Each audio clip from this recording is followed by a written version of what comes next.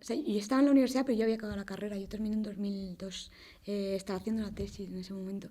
Y efectivamente había una huelga que por otra parte fue lo que salvó la vida a mucha gente, vaya. Eh, Porque en esos trenes iban muchos estudiantes. Eh, o sea, no estoy al tanto de cómo se estaba articulando el movimiento estudiantil en ese momento, porque en ese momento yo ya no estaba trabajando en ese espacio. O sea, lo viví más desde la dimensión del trabajo en medios de contrainformación, porque era ahí exactamente donde estaba en ese momento. O sea, y recuerdo con claridad la primera noticia que la tuvimos a las 8 de la mañana al poner la radio en la cadena SER. Y recuerdo con claridad que al abrir el correo electrónico, que fue lo primero que hice a continuación, ir a internet a ver qué había pasado, llegó el primer comunicado de una organización sindical minoritaria, cuyo nombre no diré, que titulaba ya, y eran las 8:15 de la mañana, ETA asesina a 59 trabajadores en Madrid, que eran 59, la cifra que se estaba dando en esos momentos, ¿no? O sea, no habían pasado ni 15 minutos desde los atentados y el marco este que utilizó el gobierno, el marco excursivo de ha sido ETA, ya estaba sobre la mesa, ¿no? Como recuerdo el momento de impresión. Y recuerdo que lo primero que hice fue ir a la sede de mi colectivo a hablar con mis compañeros, porque teníamos una sede. Y fuimos a decidir qué hacíamos, porque eran ya las 9:30 de la mañana y todo el mundo estaba informando con lo que estaban contando los medios de comunicación convencional. Y nosotros decidimos en aquel momento no publicar absolutamente nada. Y no decidimos publicar absolutamente nada, no porque fuéramos más listos, ni porque supiéramos que había sido el tema islámico, ni nada por esto, no teníamos ni puñetera idea de lo que había pasado. Pero sí que sabíamos, de alguna manera, por un lado, y esto nos lo habían enseñado los años de movilización previos, que de lo que contaban los medios de comunicación vinculados al PP no había que creerse ni media palabra, por un lado, y que había que contrastar la información que se daba, y mucho. Y por otro lado, sí que pensamos, y así como en un análisis muy sobre terreno, recuerdo que pensamos, esto no es el modus operandi de ETA, cuidado, ¿no? Vamos a ver por dónde. Entonces estuvimos toda la santa mañana sin publicar nada. Y estuvimos toda la mañana buscando en Internet, pero buscando en Internet fuera. Estuvimos mirando contrainformación en América Latina, contrainformación en Estados Unidos, porque la prensa estatal era absolutamente infumable. Era versión oficial, versión oficial, versión oficial. No había manera de saber qué había estado pasando. Entonces, lo primero que publicamos en realidad fueron los primeros desmentidos de la izquierda abertzale. Otegi salió 2 veces a desmentir los atentados. Y luego publicamos una llamada que hizo un miembro de ETA desde República Dominicana pidiendo que se le grabara la voz a varios medios de comunicación diciendo que ETA no había sido. O sea, lo primero que publicamos fueron los desmentidos. Y no, insisto, porque fuéramos más listos, nada por el estilo, sino porque habíamos decidido contrastar lo que sucedía, ¿no? Entonces, la prensa internacional a partir de media mañana de esa mañana estaba apuntando ya en otra dirección. Cuando aquí todavía esa opción ni siquiera se había imaginado.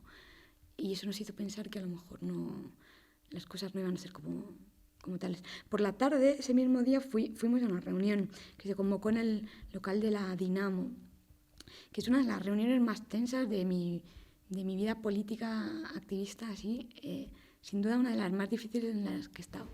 Que fue una reunión de movimientos sociales del área de la autonomía, aunque había gente también de otras familias y tal, que nos habíamos reunido para decidir qué hacer, para decidir si podíamos hacer algo porque es verdad que a lo largo de esa mañana, junto con el marco del todo ese, habían aparecido comentarios que de alguna manera impactaban también en la esfera de ciertos movimientos sociales, precisamente por estar apuntando al ámbito de la izquierda abertzale, ¿no? Y como las vinculaciones estas criminalizadoras entre movimientos sociales y ETA son tan fáciles de hacer, pues de repente había como sectores que temían verse salpicados por ese escenario. Entonces, la discusión de esa tarde fue durísima porque la asamblea se dividió en dos, ¿no? Y se llenó de reproches y de vosotros también sois responsables de lo que ha sucedido esta mañana y de cómo te atreves a decirme eso, o sea, probablemente una de las cosas más jodidas en las que he estado en mucho tiempo. Y de ahí salió un no acuerdo sobre qué hacer para lo que ya se había convocado como la manifestación que hubo al día siguiente, que había convocado el gobierno bajo una cabecera que a mí particularmente me pareció inasumible, que era por la Constitución, contra el terrorismo, por las víctimas y con la Constitución, algo así, ¿no? Como una especie de totum revolutum. De repente, o sea, para estar con las víctimas había que asumir, difícil de gestionar. Entonces, un sector de esta asamblea decidió ir a la manifestación con una postura crítica, que me pareció algo que era difícil de hacer, porque efectivamente fue una mani muy grande, muy difícil de romper desde dentro, y otro sector decidió no participar en... Yo fui de los sectores que no participamos en esa movilización. Desde la impotencia esta tarde ya aparecieron las primeras pistas claras que apuntaban al tema yihadista, ¿no? Apareció la cinta con los versículos coránicos, en la furgoneta famosa de Móstoles, de donde fuera, bla, bla. Con lo cual, a partir de ahí, nos centramos en tratar de encontrar información lo más clara posible sobre lo que estaba sucediendo, nuevamente sin ninguna puñetera fuente estatal, porque no había manera de conseguirla. Todo esto lo supimos siempre por el mundo exterior.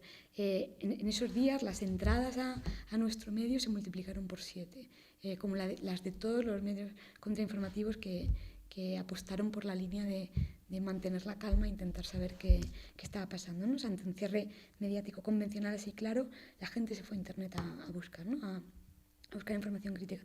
Entonces, al día siguiente, con el cabreo de la manifestación esta de la utilización, que había sido una constante en la gestión del Partido Popular, la utilización partidista de las víctimas, que era una cosa bastante miserable, ¿no? Como, o sea, la utilización de víctimas de ETA para ganar votos en campaña electoral, sobre todo en el momento en las elecciones autonómicas con lo del Lendakari, cuando Mayor Oreja era Lendakari y tal, que utilizaron varias veces a víctimas que ni siquiera eran suyas, que eran del PSOE, etcétera, para ganar votos y tal, pues volvimos a asistir durante estos días a una utilización partidista de las víctimas, que a mí personalmente me cabreó bastante, y a un amplio sector de los movimientos sociales también, pero andaban muy desorientados sobre qué hacer, la verdad, o sea, como muy poca capacidad, en parte muy paralizados por el miedo, en parte muy paralizados por la posibilidad de que la hostia represiva nos diera también a nosotras, que estábamos muy en ese foco, y en parte muy desorientados por la falta de información y de referencias. Y entonces fue la mañana del tercer día cuando apareció el famoso SMS. O sea que yo en aquel momento no sabía quién lo había mandado, pero sospechaba quién lo había mandado. Luego lo supe, claro. O sea, lo sospechaba por lo que habían sido las conversaciones de estos días, ¿no? Entonces, a mí me llegó un SMS muy temprano por la mañana. Y he de confesar que la primera vez que lo leí dije, venga ya, ¿no? O sea, esto no va a salir bien. Y fue un minuto ahí de duda, pero enseguida, o sea, cuando lo volví a pensar dije, joder, o sea, esta es la clave. O sea, no fui yo quien decidió publicarlo, todo se ha dicho, o sea, el mérito no fue mío, ni mucho menos, en lo que respecta a la gestión de las entradas de la gente que pudo conocer a través de Nodo 50, que tuvo ese día el máximo de visitas históricas de su historia, jamás había y por haber. No fui yo la que decidió hacerlo, fue otro de mis compañeros, ¿no? El que dijo, este es el hilo del que hay que tirar, ¿no? O sea, es lo que tenemos, apostemos por esto, máxima visibilidad.